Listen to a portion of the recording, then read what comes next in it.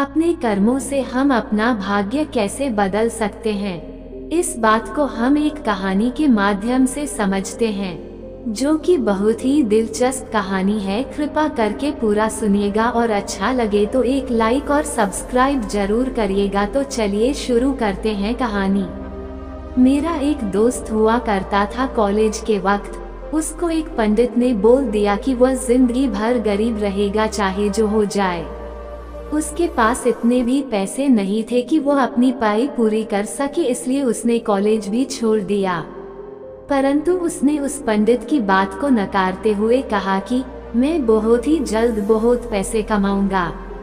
उसके परिवार में सिर्फ उसकी माँ थी जो चल बसी थी। मेरे दोस्त ने कहा कि वह किसी और के लिए नहीं बल्कि अपने लिए और एक आराम भरी जिंदगी जीने के लिए एवं दुनिया घूमने के लिए मेहनत करने को तैयार है।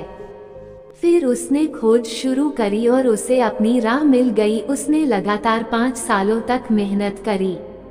हमारे कॉलेज खत्म होने के 7 सालों बाद एक बार मेरी उससे बात फेसबुक पर हुई और मुझे ये ज्ञात हुआ कि मेहनत करके वह इतना अमीर बन गया था कि पूरी दुनिया में जहाँ चाहे वहाँ घूम सकता था। उसको पैसों के बारे में सोचना भी नहीं पड़ रहा था। तो जैसा उसने सोच लिया वैसा उसने पा लिया। ये सृष्टि का संविधान है, जिसको हम कहते हैं लॉ ऑफ कर्मा। जैसा बीज बोगे वैसा ही फल प्राप्त होगा। अगर आप आम का बीज बोगे तो मिर्च नहीं मिलेगी, आम ही मिलेंगे, चाहे जल्द मिले या देर से, परंतु फल तो आम का ही होगा। अगर आपने मान लिया कि कुछ भी असंभव नहीं और उस मालिक पर विश्वास करते हुए आप अपने कर्मों को करते चले गए, तो आप जो भी पाना चाहते हैं या बनना चाहते हैं वो जरूर बन जाएंगे। चाणक्य कहते हैं, भाग्य को बदला नहीं जा सकता, आपको अपने भाग्य का सामना करना ही होगा। ध्यान से समझिए इसे।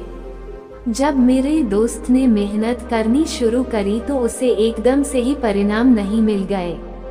उसमें वक्त लगा, परंतु उसने शुरुआत में जो कर्म करे, पहले 2 सालों में जब ज्यादा कमाई नहीं थी, तब उसने अपने आने वाले कल भाग्य के बीज को बो दिया था, जो उसने 2 साल मेहनत करी और करता गया।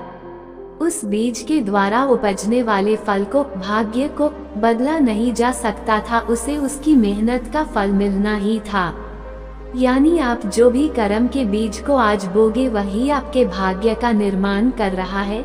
किसी के बोलने से ही भाग्य नहीं बन जाता।